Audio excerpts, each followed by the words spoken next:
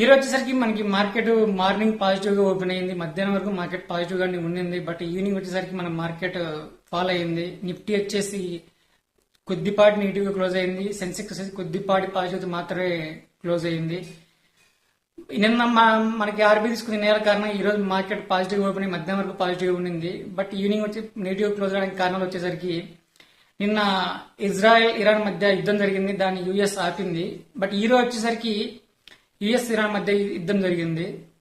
So US Iran మధ్య యుద్ధం జరిగితే ఆటోమేటిక్ క్రూడ్ ఆయిల్కి ఇంపాక్ట్ హెవీగా ఉంటుంది. సో క్రూడ్ ఆయిల్ పెరగడం కారణంగా మన మార్కెట్స్ ఫాల్ అయ్యాయి. అలాగే ప్రాఫిట్ బుకింగ్ కూడా జరిగినట్టు కనిపిస్తూ ఉంది.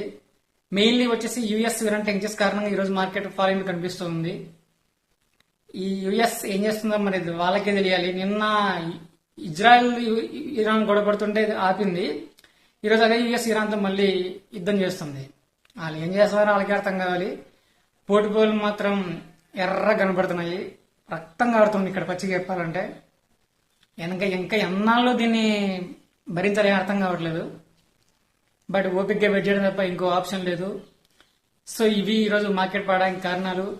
రేపు ఏం జరుగుతుందో మార్నింగ్ వీడియోతో కలుద్దాం. వీడియో నచ్చితే లైక్ చేయండి, షేర్ చేయండి. ఇక్కడ నచ్చితే ఫాలో అవ్వండి.